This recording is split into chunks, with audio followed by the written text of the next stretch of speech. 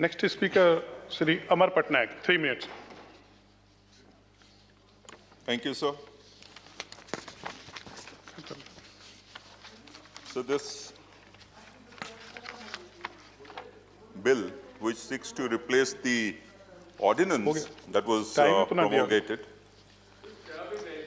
उनको तीन मिनट दिया था, 5 मिनट बोले, जितना समय दिया उससे अधिक समय दिया उनको. चलिए please Amar ji, please. Thank you, sir. Sir, this bill which seeks to replace the ordinance, as we know, basically tries to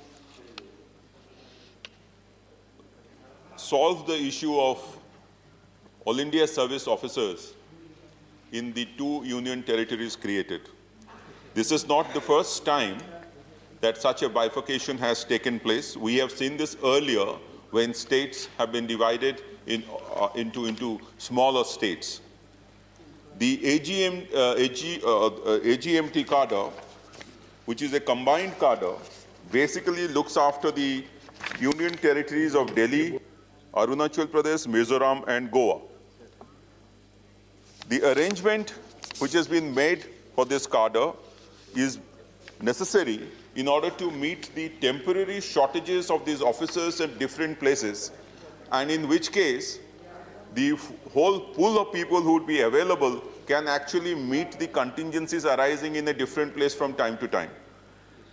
The move by this bill to include the 2 union territories, newly created union territories by virtue of the Jammu and Kashmir Reorganization Act 219, seeks to establish this particular cadre in these 2 union territories and merge them into the AGMT cadre so that the management of personnel to meet the exigencies arising from time to time in these territories can be met much quickly and in a better manner. The pool of people who would be available to man positions in these 2 areas in an objective manner would also increase because of these amendments. The Section 88, which has been amended of the Principal Act, it says that the members of the Indian Administrative Service, Indian Police Service, and the Forest Service for the existing cadre of Jammu and Kashmir shall be born and become part of the Arunachal Pradesh, Goa, Mizoram, and Union Territories cadre. And all future allocations to these cadres shall also take place similarly. The objectivity that comes into this arrangement because of the reorganization is immense, in the sense that people who are now going to opt for these 2 union territories would also be from a larger pool of people who would have been selected in the civil services examination.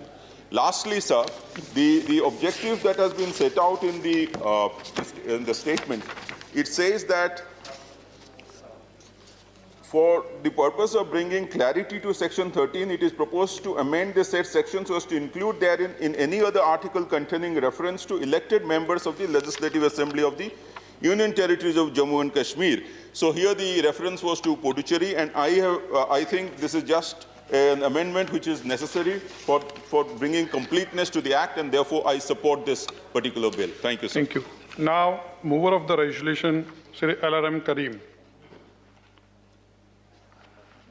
Karim Saab,